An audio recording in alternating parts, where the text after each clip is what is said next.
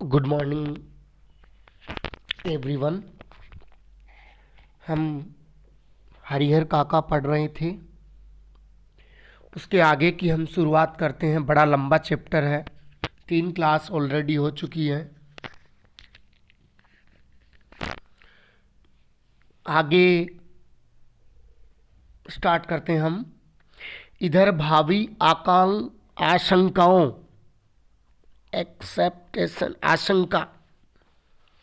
आशंकाओं को मद्देनज़र रखते हुए हरिहर काका के भाई उनसे यह निवेदन करने लगे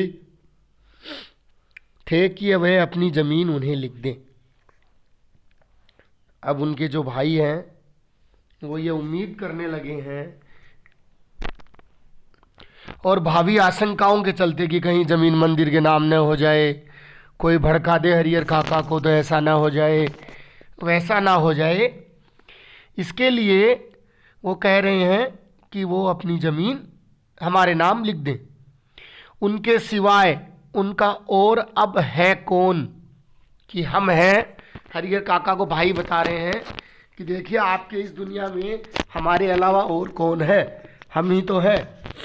इस विषय पर हरिहर काका ने एकांत में, एकांत यानी शांति से अलग साइड में जाके, एकांत मतलब जहाँ कोई नहीं हो दूसरा नहीं हो, एकांत में जाकर मुझसे काफ़ी देर तक बात की। अंततः हम इस निष्कर्ष पर पहुँचे कि जीते जी अपनी जायदाद का स्वामी किसी को बनाना ठीक नहीं होगा। लास्ट में इस डिसीजन पे अड़े रहे कि हम जीते जी हमारी जायदाद किसी को नहीं देंगे। जायदाद यानी हमारी ज़मीन, हमारी प्रॉपर्टी, जायदाद प्रॉपर्टी, हमारी प्रॉपर्टी किसी को नहीं देंगे, चाहे वह अपना भाई या मंदिर का महंती क्यों न हो। ना तो मंदिर के महंत को देंगे और ना ही हमारे भाइयों को देंगे। हमें अपने गांव और इलाके के वे कुछ लोग याद आए जिन्होंने अपनी ज़िंदगी में ही अपनी जायदाद अपने उत्तराधिकारियों या किसी अन्य को लिख दी थी। अपने गांव या अपने एरिया के कुछ लोग याद आए हैं जिन्होंने अपनी ज़िंदगी में ही, यानी जो वो जीते जी ही जब जी रहे थे तब अपनी जायदाद यानी अपनी प्रॉपर्टी अपने उत्तराधिकारियों यानी उनके मरने के बाद जो उसके हकदार हैं, जैसे उनके बेटे या उसकी पत्नी, अगर वो नहीं है तो उसके भाई, जो भी कोई है परिवार में, उसके नाम पे लिख दी। लेकिन इसके बाद उनका जीवन कुत्ते का जीवन हो गया। कि जब हमें कुछ एग्जाम्पल्स याद आते हैं हमारे गांव में, हमारे एरिया में, जिन लोगों ने जीते जी यानी जीवन जिनका जी रहे थे वो, तब उन्होंने जब अपनी ज़मीन लिख दी थी अपने भाइयों के नाम या किसी के नाम, तो उनका जीवन क्या हो गया था, कुत्ते के जैसा हो गया था। क्योंकि प्रॉपर्टी तो नाम हो गई, अब ना उसको कोई खिलाता था ना कोई पिलाता था, बेचारे को ठंडी रोटी दे देते थे, ठंडे चावल डाल देते थे, यानी अच्छा भोजन नहीं मिलता था, कोई उन्हें पूछने वाला नहीं रहा। हरिहर काका बिल्कुल अनपढ़ व्यक्ति है। अनपढ़ यानी कोई पढ़ा लिखा हुआ नहीं है, अनपढ़ यानी बिना पढ़ा लिखा हुआ। फिर भी इस बदलाव को उन्होंने समझ लिया और यह निश्चय किया, फिर भी उन्होंने समझ लिया और यह निश्चय किया सॉरी कि जीते जी किसी को ज़मीन नहीं लिखेंगे। अपने भाइयों को समझा दिया, मर जाऊंगा तो अपने आप मेरी ज़मीन तुम्हें मिल जाएगी, ज़मीन लेकर तो जाऊंगा नहीं, इसलिए लिखवाने की क्या ज़रूरत है। भाइयों को बोल दिया वही लिखवाने की क्या ज़रूरत है, मरने के बाद ऑटोमेटिकली तुम्हारे नाम हो जाएगी। इधर महंत जी भी हरिहर काका की टोह में रहने लगे। महंत जी भी हरिहर काका के पास रहने लगे। जहाँ कहीं एकांत पाते कह उठते, विलंब न करो हरिहर, विलंब यानी देरी, देर न करो, शुभ काम में देर नहीं करते, चलकर ठाकुर जी के नाम जमीन बै कर दो। बै यानी वसीयत लिखा दो, यानी ठाकुर जी के नाम लिखा दो जमीन। फिर पूरी जिंदगी ठाकुर बाड़ी में राज करो, मरोगे तो तुम्हारी आत्मा को ले जाने के लिए स्वर्ग से विमान आएगा। ऐसे बोल रहे हैं कि अगर तुम मरोगे महंत जी, तो तुम्हारी आत्मा को लेने के लिए स्वर्ग से भगवान खुद एरोप्लेन लेके आएंगे। स्वर्ग एरोप्लेन आएगा, विमान आएगा स्वर्ग से, देवलोक को प्राप्त हो जाओगे और तुम देवता लोक में जाओगे। ऐसा कौन कह रहे हैं? महंत जी हरिहर काका को चढ़ा रहे हैं। लेकिन हरिहर काका ने हाँ कहते और न ना, कुछ नहीं बोलते, ना तो हाँ बोलते, यस बोलते, ना ही नो बोलते। ना कहकर वे महंत जी को दुखी करना नहीं चाहते थे, क्योंकि भाई के परिवार से जो सुख सुविधा उन्हें मिल रही थी वे महंत जी की कृपा से ही है। जो भाई, जो हरिहर काका के भाई थे, वो उनको अब जो सुख सुविधाएं दे रहे हैं, जो अच्छा अच्छा खाना दे रहे हैं, अच्छा अच्छा पकवान दे रहे हैं, जिन्होंने अपनी बीवियों को डांटा है, फटकारा है? वो सब किसकी वजह से हो रहा है? महंत जी की वजह से हो रहा है। इसलिए महंत जी को वो नाराज नहीं करना चाहते, दुखी नहीं करना चाहते। महंत जी की कृपा से ही है। हाँ तो उन्हें कहना है नहीं, क्योंकि अपनी ज़िंदगी में अपनी ज़मीन उन्हें किसी को नहीं लिखनी, इस मुद्दे पर वे जागरूक हो गए थे कि अपने जीते जी ज़मीन किसी को नहीं लिखनी है। पर बीतते समय के अनुसार, यानी जो समय बीत रहा था, समय के अकॉर्डिंग महंत जी की चिंताएं बढ़ती जा रही थी, महंत जी की टेंशन बढ़ रही थी। जाल में फंसी चिड़िया पकड़ से बाहर हो गई थी। महंत जी बोल रहे हैं कि जो जाल में फंसाई थी चिड़िया, यानी जाल में फंसाया था ना इसको, अरे बातों में फंसा लिया था हरिहर काका को, तो वो बोल रहे हैं कि जाल में फंसी हुई चिड़िया क्या हो रही है? बाहर जा रही है। महंत जी इस बात को सह नहीं पा रहे थे, इस बात को सहन नहीं कर पा रहे थे। महंत जी को लग रहा था कि हरिहर धर्म संकट में पड़ गया है। एक और वह चाहता है कि ठाकुर जी को लिख दूं, किंतु दूसरी ओर भाई के परिवार के माया मोह में बंध जाता है। एक और तो हरिहर काका चाहता है कि मंदिर को लिख दूं, एक और अपने भाई बहनों, अपने भाइयों के माया मोह यानी प्रेम लगाव, माया यानी धन, लगाव फैमिली के परिवार के लगाव में बंध जाता है। इस स्थिति में हरिहर का अपहरण कर जबरदस्ती उसे लिखवाने के अतिरिक्त दूसरा कोई विकल्प नहीं है। देखिए महंत, जो मंदिर का महंत है, बेवकूफ नालायक गधा कुत्ता, वो क्या सोच रहा है कि इसका अपहरण कर लिया जाए। अपहरण यानी इसको उठा लिया जाए, यहाँ से उठा करके कहीं दूसरी जगह ले जा करके साइन करवा लिया जाए, बाद में हरिहर स्वयं राजी हो जाएगा। इसको किडनैप कर लेते हैं, अपहरण यानी इसका ज़बरदस्ती किडनैप कर लेते हैं, इससे साइन करवा लेंगे। इसके अलावा दूसरा कोई ऑप्शन नहीं है, विकल्प यानी ऑप्शन। महंत जी बोल रहे हैं इसके अलावा कोई दूसरा ऑप्शन नहीं है, बाद में हरिहर स्वयं राजी हो जाएगा। महंत जी लड़ाकू और दबंग प्रकृति के आदमी है, लड़ाकू है और दबंग है। अपनी योजना को कार्य रूप में परिणित करने के लिए वह जी जान से जुट गए। अपने इस काम को करने के लिए वह जी जान से जुट गए। हालांकि यह सब गोपनीयता का निर्वाह करते हुए ही वह कर रहे थे। गोपनीयता का निर्वाह यानी साइलेंटली कर रहे थे, किसी को पता नहीं था। गोपनीय रूप से यानी किसी को पता नहीं, छुप के करना। हरिहर काका के भाइयों को इसकी भनक तक नहीं थी। भनक तक यानी उनको कोई भी सूचना तक नहीं थी, बिल्कुल उनको कुछ नहीं पता था। भनक तक नहीं थी यानी उनको कुछ भी नहीं आइडिया था, नो आइडिया। बात अभी हाल की है। अभी आधी रात के आसपास ठाकुर बाड़ी के साधु संत और उनकी पक्षधर भाला, गंडासा और बंदूक से लेस एकाएक हरिहर काका के दालान पर आ धमके। देखिए ठाकुर बाड़ी के जो पक्ष में कुछ साधु संत थे वो क्या किए, भाला, गंडासा यानी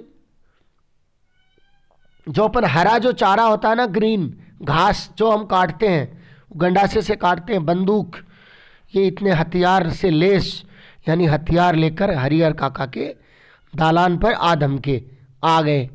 हरिहर काका के भाई इस अप्रत्याशित यानी जिसकी कोई आशा नहीं हो, अप्रत्याशित यानी अनएक्सेप्टेड हमले के लिए तैयार नहीं थे। उनको इसकी उम्मीद नहीं थी कि ऐसा हो जाएगा। उसके हमले के लिए उसके भाई तैयार नहीं थे हरिहर काका के। इससे पहले कि वे जवाबी कार्रवाई करे और गुहार लगाकर अपने लोगों को जुटाए, तब तक आक्रमणकारी उनको पीठ पर लादकर चंपत हो गए यानी भाग गए। हरिहर काका को पीठ पर डाला अपनी कमर पे और ले गए। गांव में किसी ने ऐसी घटना नहीं देखी थी, नहीं सुनी थी। सारा गांव जाग गया। रात का टाइम था, सारा गांव उठ गया, जाग गया। शुभचिंतक तो उनके यहाँ जुटने लगे, लेकिन अन्य लोग अपने दालान और मकानों की छत पर जमा होकर आहट लेने और बातचीत करने लगे। जो हरिहर काका की फैमिली के शुभचिंतक थे, यानी जो जिनके अच्छे टर्म्स थे उनकी फैमिली से, वो लोग तो आ गए। बाकी लोग छतों के ऊपर अपने घरों की छतों के वे जमा होकर के आपस में बातचीत करने लगे। हरिहर काका के भाई लोगों के साथ उन्हें ढूंढने निकले। हरिहर काका के भाइयों के साथ उन्हें ढूंढने निकले। उन्हें लगा कि यह मेहनत का काम है। वे मैं दल ठाकुरबाड़ी जा पहुंचे। पूरा दल ठाकुरबाड़ी जा पहुंचा। वहां खामोशी और शांति नजर आई। रोज की भांति ठाकुरबाड़ी का मुख्य फाटक बंद था। वहां पे शांति थी, ठाकुरबाड़ी का मंदिर बंद था। वातावरण रात का सन्नाटा और सूना पर व्याप्त मिला। रात का सन्नाटा यानी एकदम सुनसान यानी बिल्कुल साइलेंस मिला। उन्हें लगा यह काम मेहनत का है नहीं, बाहर के डाकुओं का है। वे तो हरजाने की मोटी रकम लेकर ही हरिहर काका को मुक्त करेंगे। उनका ये सोचना है भाइयों का अब कि ये काम तो महंत जी का नहीं है, बाहर के डाकुओं का है। अब वो तो उनको हरजाने की मोटी रकम, हरजाना यानी उनको तो पैसा देना पड़ेगा, तभी छुटाना पड़ेगा। खोज में निकले लोग किसी दूसरी दिशा की ओर प्रस्थान करते कि इसी समय ठाकुरबाड़ी के अंदर से बातचीत करने की सम्मिलित किंतु धीमी आवाज़ सुनाई दी। वो दूसरी साइड जा रहे थे, तब ठाकुरबाड़ी के अंदर से धीरे धीरे की आवाज़ सुनाई पड़ी। सबके कान खड़े हो गए। उन्हें यकीन हो गया कि हरिहर काका इसी में है। अब क्या सोचना, वे ठाकुरबाड़ी का फाटक पीटने लगे। इसी समय ठाकुरबाड़ी की छत से रोड़े और पत्थर उन पर गिरने लगे। जैसे वे मंदिर का दरवाज़ा पीट रहे थे, ठाकुरबाड़ी का छत के ऊपर से, मंदिर की छत के ऊपर से पत्थर और रोड़ गिरने लगे। वे तीतर बितर हो गए। तीतर बितर होना यानी वे इधर उधर हो गए। लोग जो थे वो एक इधर भाग गया, एक उधर भाग गया, नॉर्थ ईस्ट वेस्ट साउथ चारों ओर फैल गए। अपने हथियार संभाले, लेकिन हथियार संभालने से पहले ही ठाकुरबाड़ी के कमरों की खिड़कियों से फायरिंग शुरू हो गई। लो भैया, ठाकुरबाड़ी यानी मंदिर की खिड़कियों से फायरिंग, गोलियां शुरू हो गई। एक नौजवान के पैर में गोली लग गई, वह गिर गया। उसके गिरते ही हरिहर काका के भाइयों के पक्षधर भाग चले। कि जो हरिहर काका के पक्ष के लोग थे वो सब भाग गए। ओनली 3 भाई बचे। तीनों भाई बचे रह गए। अपने तीनों के बूते इस युद्ध को जीतना उन्हें संभव नहीं जान पड़ा कि हम तीनों लोग अब नहीं जीत सके। उनको ऐसा लगा, इसलिए वे कस्बे के पुलिस थाने की ओर दौड़े। वो पुलिस स्टेशन की ओर गए। इधर ठाकुरबाड़ी के भीतर यानी अंदर महंत और उनके कुछ चंद विश्वासी साधु सादे और लिखे कागजों पर अनपढ़ हरिहर काका के अंगूठे के निशान जबरन ले रहे थे। अंदर जो थे उन कागजों पे अंगूठे के निशान जबरदस्ती ले रहे थे। हरिहर काका तो महंत के इस व्यवहार से जैसे आसमान से जमीन में आ गए थे। आसमान में थे वो जमीन पे आ गए थे। उन्होंने सपने में भी नहीं सोचा था कि महंत जी इस रूप से भी आएंगे। जिस महंत को वह आदरणीय और श्रद्धेय समझते थे, रेस्पेक्टेड व्यक्ति समझते थे, वह महंत अत्यंत घृणित, दुराचारी और पापी नजर आने लगा था। बहुत ही बेकार और पापी नजर आने लगा था। अब वह उस महंत की सूरत भी नहीं देखना चाहते थे। सूरत यानी उनका चेहरा भी नहीं देखना चाहते थे। अब अपने भाइयों का परिवार महंत की तुलना में उन्हें ज़्यादा पवित्र, नेक यानी ईमानदार, नेक और अच्छा लगने लगा था। हरिहर काका ठाकुरबाड़ी से अपने घर पहुंचने के लिए बेचैन थे, लेकिन लोग उन्हें पकड़े हुए थे और महंत जी उन्हें समझा रहे थे, तुम्हारे भले के लिए ही यह सब किया गया हरिहर। अभी तुम्हें लगेगा कि हम लोगों ने तुम्हारे साथ ज़बरदस्ती की है, लेकिन अब मैं तुम समझ जाओगे। जिस धर्म संकट में तुम पड़े थे उसे उबारने के लिए यही एकमात्र रास्ता था। तुम जिस संकट में पड़े थे उससे तुम्हें निकालने के लिए यही रास्ता था कि तुमको उठा करके करवा ले अंगूठा। एक और ठाकुरबाड़ी के भीतर जबरन अंगूठे का निशान लेने और पकड़कर समझाने का कार्य चल रहा था। दूसरी ओर हरिहर काका के तीनों भाई सुबह होने से पहले ही पुलिस की जीप के साथ ठाकुरबाड़ी आ पहुंचे। पुलिस की जीप लेके आ गए। जीप से तीनों भाई, एक दरोगा और पुलिस के 8 जवान उतरे। पुलिस इंचार्ज ने ठाकुरबाड़ी के फाटक पर आवाज़ लगाई, दस्तक ली, लेकिन अंदर से कोई जवाब नहीं। अब पुलिस के जवानों ने ठाकुरबाड़ी के चारों तरफ घेर डालना शुरू किया। चारों तरफ से घेर लिया पुलिस वालों ने। ठाकुरबाड़ी अगर छोटी रहती तो पुलिस के जवान आसानी से उसे घेर लेते, लेकिन विशालकाय ठाकुरबाड़ी को पुलिस के सीमित यानी कमी थे, 8 जवान ही थे, घेर सकने में असमर्थ साबित हो रहे थे। यानी ज़्यादा एरिया था इसलिए उनको घेर नहीं सकते, ओनली 8 जवान। फिर भी जितना संभव हो सका, पॉसिबल हो सका, उस रूप में उन्होंने घेरा डाल दिया और अपना मोर्चा संभाल सुबह की प्रतीक्षा करने लगे, इंतज़ार करने लगे, मॉर्निंग का इंतज़ार करने लगे। चारों ओर घेर लिया। हरिहर काका के भाइयों ने सोचा था कि जब वे पुलिस के साथ ठाकुरबाड़ी पहुंचेंगे तो ठाकुरबाड़ी के भीतर से हमले होंगे और साधु संत रंगे हाथों पकड़ लिए जाएंगे। भाइयों ने सोचा कि ठाकुरबाड़ी के अंदर से हमला करेंगे और साधु संतों को रंगे हाथ पकड़ लिया जाए। रंगे हाथ पकड़ना यानी उसी टाइम, एन वक्त पे, उसी टाइम पे पकड़ लेना, कार्य करते हुए पकड़ लेना। लेकिन ऐसा कुछ नहीं हुआ। ठाकुरबाड़ी के अंदर एक रोड भी बाहर नहीं आया, एक रोड़ा यानी एक पत्थर भी बाहर नहीं आया। शायद पुलिस को आते हुए उन्होंने देख लिया था। सुबह होने में अभी कुछ देर थी, इसलिए पुलिस इंचार्ज रहकर ठाकुरबाड़ी का फाटक खोलने तथा साधु संतों को आत्मसमर्पण करने के लिए आवाज़ लगा रहे थे। साथ ही पुलिस वर्ग की ओर से हवाई फायरिंग भी किए जा रहे थे, लेकिन ठाकुरबाड़ी की ओर से कोई जवाब नहीं आ रहा था। ठाकुरबाड़ी की ओर से कोई जवाब नहीं आ रहा था। इधर फायरिंग भी कर रहे थे पुलिस वाले, लेकिन कोई भी जवाब नहीं दे रहा था। सुबह तड़के एक वृद्ध साधु ने ठाकुरबाड़ी का फाटक खोल दिया। वृद्ध यानी एक बूढ़े साधु ने फाटक खोल दिया। उधर उस साधु की उम्र 80 वर्ष से अधिक की होगी। उसकी उम्र 80 से ज़्यादा थी। वह लाठी के सहारे कांपते हुए खड़ा था। पुलिस इंचार्ज ने उस वृद्ध साधु के पास पहुंच हरिहर काका तथा ठाकुरबाड़ी के महंत, पुजारी और अन्य साधुओं के बारे में पूछा, लेकिन उसने कुछ भी बताने से इनकार कर दिया, यानी मना कर दिया कि भाई साहब हमें तो कुछ नहीं पता। पुलिस इंचार्ज ने कई बार उनसे पूछा। पुलिस इंचार्ज ने कई बार पूछा कि भैया बता दीजिए कहाँ है, हरिहर काका कहाँ है, महंत जी कहाँ हैं। डांट लगाई, धमकियाँ दी, लेकिन हर बार एक ही वाक्य बोलता, मुझे कुछ मालूम नहीं साहब, मुझे कुछ पता नहीं है। ऐसा वक्त पुलिस के लोग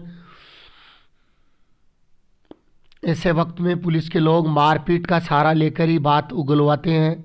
लेकिन उस साधु की वह देखकर, यानी वह यानी उम्र, साधु की उम्र देखकर पुलिस इंचार्ज को महटिया जाना पड़ा, यानी चुप रहे वो, कुछ नहीं किए। मारने का प्लान उसको चेंज करना पड़ा। पुलिस इंचार्ज के नेतृत्व में पुलिस के जवान ठाकुरबाड़ी की तलाशी लेने लगे। पुलिस इंचार्ज के नेतृत्व में यानी उनकी कैप्टेंसी में पुलिस के जवान ठाकुरबाड़ी की तलाशी लेने लगे। लेकिन न तो ठाकुरबाड़ी के नीचे के कमरों में ही कोई पाया गया और न छत के कमरों में ही, ना तो कमरों में पाया गया न छत के कमरों में। पुलिस के जवानों ने खूब छानबीन की। उस वृद्ध साधु के अलावा कोई उस ठाकुरबाड़ी में नहीं मिला। उस बूढ़े साधु के अलावा कोई उस ठाकुरबाड़ी में नहीं मिला। हरिहर काका के भाई चिंता, परेशानी और दुखद आश्चर्य से घिर गए। चिंता हो गई, टेंशन हो गई, परेशानी में हो गए। यह सोचने लगे कि कहे कहाँ भाग गए। ठाकुरबाड़ी महंत और साधु संत हरिहर काका को लेकर कहाँ भाग गए। अब क्या होगा। काफ़ी पैसे खर्च कर पुलिस को लाए थे। पुलिस के साथ आने के बाद वह अंदर ही अंदर गर्व महसूस कर रहे थे। उन्हें लग रहा था कि अब भाई को वे आसानी से घर ले जाएंगे तथा साधु संतों को जेल भिजवा देंगे। लेकिन दोनों में से एक काम भी नहीं हुआ। ना तो जेल भिजा सके, ना उनको पकड़ सके। ठाकुरबाड़ी के जो कमरे खुले थे उनकी तलाशी पहले ली गई थी। बाद में जिन कमरों की चिटकनी बंद थी उन्हें भी खोलकर देखा गया। एक कमरे के बाहर बड़ा सा ताला लटका रहा था। पुलिस और हरिहर काका के भाई सब वहीं एकत्रित हो गए। उस कमरे की कुंजी की मांग वृद्ध साधु से की गई तो उसने साफ कह दिया, मेरे पास नहीं है। जब उससे पूछा गया इस कमरे में क्या है, तब उन्होंने जवाब दिया, अनाज है। कि भैया अनाज है, चावल गेहूं है, इसमें तो कुछ नहीं है। पुलिस इंचार्ज अभी तक सोच ही रहे थे कि इस कमरे का ताला तोड़कर देखा जाए या छोड़ दिया जाए। अचानक उस कमरे के दरवाजे को भीतर से किसी ने धक्का देना शुरू किया। पुलिस इंचार्ज सोच ही रहा था कि इसका ताला तोड़ा जाए या क्या किया जाए, लेकिन तब तक अंदर से किसी ने धक्का देना शुरू किया। पुलिस के जवान सावधान हो गए, अटेंशन में हो गए। ताला तोड़कर कमरे का दरवाज़ा खोला गया। कमरे के भीतर हरिहर काका जिस स्थिति में मिले उसे देखकर उनके भाइयों का खून खोल उठा। खून खोल उठा यानी गुस्सा आ गया, खून खोलना देखकर। उस वक्त अगर महंत पुजारी या अन्य नौजवान साधु उन्हें नजर आ जाते तो वे जीते जी उन्हें नहीं छोड़ते, मार डालते।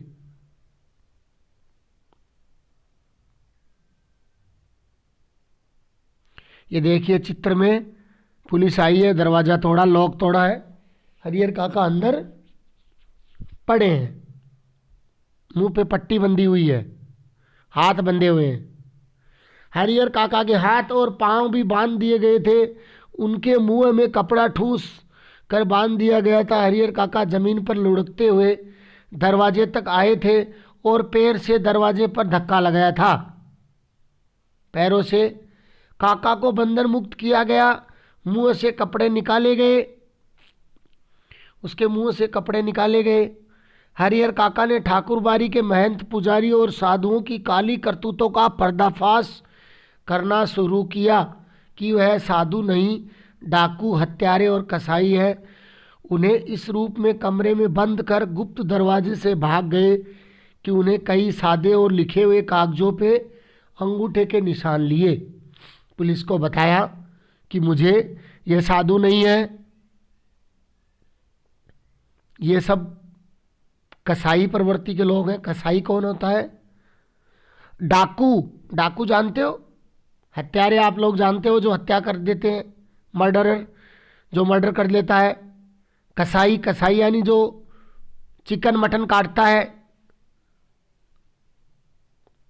बकरा काटता है, गोट, कसाई उसको बोलते हैं हमारी तरफ। तो ये सब क्या है? कसाई हैं, डाकू हैं, हत्यारे हैं। इन्होंने हमारे अंगूठी के निशान ले लिए, ऐसा हरिहर काका बता रहा है। हरिहर काका ने देर तक अपने बयान दर्ज कराए। उनके शब्द शब्द से साधुओं के प्रति नफरत और घृणा व्यक्त हो रही थी। उनके एक एक वर्ड में साधुओं के प्रति नफरत फैल रही थी। जीवन में कभी किसी के खिलाफ इन्होंने इतना नहीं कहा होगा जितना ठाकुर बाड़ी के महंत और साधुओं के बारे में। हरिहर काका ने जिंदगी में अपनी इतना किसी के खिलाफ नहीं बोला होगा जितना इन्होंने महंत, पुजारी और साधुओं के बारे में कहा है। अब हरिहर काका पुनः अपने भाइयों के परिवार के साथ रहने लगे थे। इस बार उन्हें दालान पर नहीं, घर के अंदर रखा गया था, किसी बहुमूल्य वस्तु की तरह संजोकर छिपाकर। उनकी सुरक्षा के लिए रिश्ते नाते में जितने सूरमा थे उन्हें सबको बुला लिया गया। जितने रिश्तेदारों में जितने भी पावरफुल थे सबको बुला लिया गया। हथियार जुटा लिए गए थे। 24 घंटे पहरे दिए जाने लगे भैया। 24 आवर हरिहर काका की सिक्योरिटी लग गई। देखिए पैसों की कितनी ताकत होती है, कितना पावर होता है जमीन का। हरिहर काका को हथियार लेके हरिहर काका के आगे सिक्योरिटी। अगर किसी आवश्यक कार्यवश काका घर से गांव में निकलते तो 4-5 की संख्या में हथियार से लेस लोग उनके आगे पीछे चलते रहते। हथियारों से लेस 4-5 आगे पीछे चलते। रात में चारों तरफ से घेर कर सोते। भाइयों ने ड्यूटी बांट ली थी। आधे लोग सोते तो आधे लोग जागकर पहरा देते रहते। आधे सोते तो आधे लोग जागते थे। इस ठाकुरबाड़ी का दृश्य भी बदल गया था। एक से एक खुंखार लोग ठाकुरबाड़ी में आ गए थे। ठाकुरबाड़ी का दृश्य भी बदल गया था। उसमें भी एक से एक खुंखार यानी भयंकर लोग। उन्हें देखकर ही डर लगता था। गांव के बच्चों ने तो ठाकुरबाड़ी की ओर जाना ही बंद कर दिया। हरिहर काका से को लेकर गांव प्रारंभ से ही 2 वर्गों में बंट गया था, 2 पार्टों में डिवाइड हो गया था। इस नई घटना को लेकर दोनों तरफ से प्रतिक्रियाएं व्यक्त की जाने लगी। इस घटना के बाद दोनों तरफ से बातें होने लगी।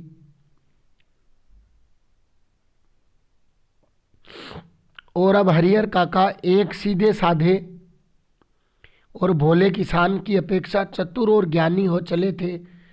वह महसूस करने लगे थे कि उनके भाई अचानक उनको जो आदर, सम्मान और सुरक्षा बल करने लगे हैं, उनकी वजह उन लोगों के साथ उनका सगे भाई का संबंध नहीं बल्कि उनकी जायदाद है, अन्यथा वे उनको पूछते तक नहीं। हरिहर काका ये फील करने लगे कि उनकी ज़मीन, जायदाद, प्रॉपर्टी की वजह से उनकी सिक्योरिटी है, अदरवाइज उनको कोई पूछता भी नहीं। हरिहर काका को अब सब नजर आने लगा था। महंत जी की चिकनी चुपड़ी बातों के भीतर की सच्चाई भी अब वह जान गए थे कि वो महंत जी चिकनी चिकनी बातें क्यों कर रहे थे। हाँ, उसकी सच्चाई भी वो जान गए। हरिहर ठाकुर जी के नाम पर वह अपना और अपने जैसे साधुओं का पेट पालता है। उसे धर्म और परमार्थ से कोई मतलब नहीं है। उनको धर्म से कोई मतलब नहीं है। निजी स्वार्थ, निजी यानी अपने खुद के स्वार्थ के लिए साधु होने और पूजा पाठ करने का ढोंग रचाया है। ढोंग यानी नाटक, नाटक करते हैं। साधु के बहाने में महंत, पुजारी और अन्य सहयोगी लोभी, लालच और कुकर्मी है, यानी गलत काम करते हैं, लालची है। छल यानी छल, बल और कल।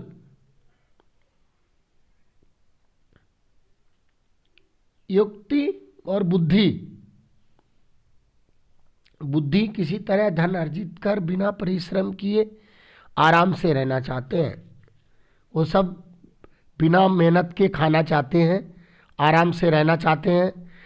अपने घृणित इरादों को छिपाने के लिए ठाकुर बारी को उन्होंने माध्यम बनाया। अपने गलत कामों को छिपाने के लिए इन्होंने मंदिर को क्या बनाया, माध्यम बनाया।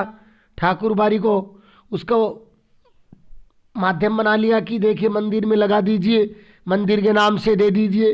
इसको बीच में ले लिया ठाकुर बारी को, क्योंकि मंदिर के नाम से हर कोई दे देता है। एक ऐसा माध्यम जिस पे अविश्वास न किया जा सके, यानी जिस पे कोई भी अविश्वास नहीं कर सकता, सभी लोग विश्वास करते हैं मंदिर के नाम पे। इसलिए हरिहर काका ने मन ही मन तय कर लिया कि अब महंत को वे अपने पास भटकने तक नहीं देंगे, साथ ही अपनी ज़िंदगी में अपनी जायदाद भाइयों को भी नहीं लिखेंगे, अन्यथा फिर वह दूध की मक्खी हो जाएंगे, लोग निकाल कर फेंक देंगे, कोई उन्हें पूछेगा तक नहीं। बुढ़ापे का दुख बिताए नहीं बीतेगा, बुढ़ापे में भी दुख होगा। लेकिन हरिहर काका कुछ और रहे थे, वातावरण कुछ दूसरा ही तैयार हो रहा था। ठाकुर बारी से जिस दिन उन्हें वापस लाया गया था, उसी दिन से उनके भाई और रिश्ते नाते के लोग समझाने लगे कि विधिवत अपनी जायदाद वे अपने भतीजों के नाम लिख दें, यानी अपने भाइयों के बेटों के नाम। वह जब तक ऐसा नहीं करेंगे तब तक महंत जी गिद्ध दृष्टि से, गिद्ध एक पक्षी होता है जो ऊपर उड़ता है ना, जो जानवरों को खाता है, गिद्ध दृष्टि से उनके ऊपर लगी रहेगी। फिर सिर पर मंडरा रहे तूफान से मुक्ति पाने के लिए उनके समक्ष यही एकमात्र रास्ता है। सिर पे जो तूफान मंडरा रहा है, इससे निकलने का एक ही रास्ता है कि तुम जमीन जायदाद अपने भतीजों के नाम कर दो। सुबह दोपहर शाम रात गए तक यही चर्चा, लेकिन हरिहर काका साफ नकार जाते, मना कर देते। कहते मेरी बात तो मेरी जायदाद इस परिवार को स्वतः मिल जाएगी, अपने आप मिल जाएगी, इसलिए लिखने का कोई अर्थ नहीं। महंत ने अंगूठे के जो जबरन निशान लिए हैं उसके खिलाफ मुकदमा हमने किया ही है। भाई जब समझाते समझाते हार गए, तब उन्होंने डांटना और दबाव देना शुरू कर दिया। जब समझाते समझाते हार गए तो डांटना शुरू कर दिया, लेकिन काका इस रास्ते भी राजी नहीं हुए। स्पष्ट कह दिया कि अपनी ज़िंदगी में वह नहीं लिखेंगे। बस एक रात उनके भाइयों ने वही रूप धारण कर लिया जो महंत और उनके सहयोगियों ने धारण किया था। लो भैया, जो महंत जी ने जैसे उठाया था वैसे ही उनके भाइयों ने सोच लिया।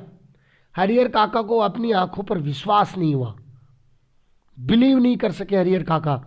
उन्होंने उनके वही अपने सगे भाई जो उनकी सेवा और सुरक्षा के लिए तैयार थे, उन्होंने अपना अभिन्न समझते थे, जो उनकी नींद ही सोते और जागते थे, हथियार लेकर उनके सामने खड़े रहते थे, कह रहे थे सीधे मन से कागजों पर जहाँ जहाँ ज़रूरत है अंगूठे के निशान बनाते चलो, अन्यथा मारकर यहीं घर के अंदर गाड़ देंगे, गांव के लोगों को कोई सूचना तक नहीं मिलने पाएगी। देखिए कितना उस व्यक्ति के साथ गलत हो रहा है कि चुपचाप साइन कर दीजिए ज़मीन के कागजों पे, अदरवाइज आपको यहीं मार देंगे, गांव के लोगों को पता तक नहीं चलेगा। अगर पहले वाली बात होती तो हरिहर काका डर जाते। अज्ञान की स्थिति में ही मनुष्य मृत्यु से डरते हैं। अज्ञान यानी जब ज्ञान नहीं होता है तभी व्यक्ति मृत्यु से डरता है। ज्ञान होने के बाद तो आदमी आवश्यकता पड़ने पर मृत्यु को वर्ण करने के लिए तैयार हो जाता है, सामना करने के लिए तैयार हो जाता है मृत्यु का। हरिहर काका ने सोच लिया कि यह सब एक बार उन्हें मार दें वह ठीक होगा, लेकिन अपनी जमीन लिखकर रमेशर की विधवा की तरह शेष जिंदगी वे घुट घुट कर मरे, यह ठीक नहीं होगा। रमेशर नाम का कोई एक व्यक्ति है, उसकी विधवा औरत है, उसकी तरह घुट घुट के जिंदगी नहीं जिएगा। उसने एग्जाम्पल दिया है। रमेशर की विधवा को बहलाकर फुसलाकर उसके हिस्से की जमीन रमेश सर के भाइयों ने लिखवा ली। शुरू में उसका खूब मान किया, आदर किया, रेस्पेक्ट दी, लेकिन बुढ़ापे में उसे दोनों जून खाना देते, उन्हें अखरने लगा। दोनों टाइम खाना भी नहीं देते थे। अंत में तो उसकी वह दुर्गति हुई कि गांव के लोग देखकर सिहर जाते यानी डर जाते। सिहर जाते यानी गांव के लोग उसकी स्थिति देख के डर जाते थे। ऐसी कंडीशन हुई।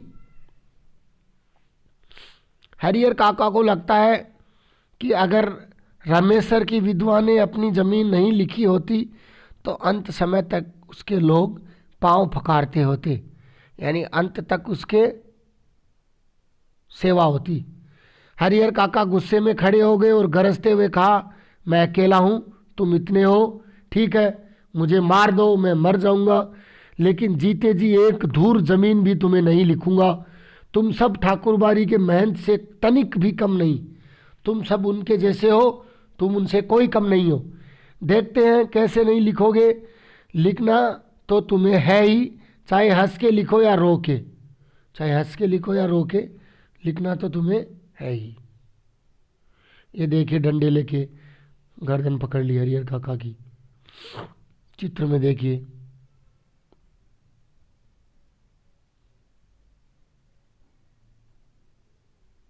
अभी पूरा हो जाएगा।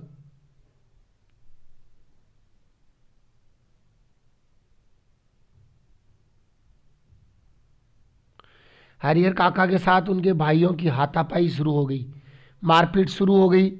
हरिहर काका अब कुछ आई थिंक आधे घंटे से ज़्यादा हो रहा है टाइम, 36 मिनट हो गए। हरिहर काका के साथ ये नेक्स्ट चैप्टर में और इसके क्वेश्चन आंसर नेक्स्ट क्लास में करेंगे। आप सभी अपनी सेक्शन वाइज और रोल नंबर वाइज मुझे अटेंडेंस दीजिए। Thank you very much.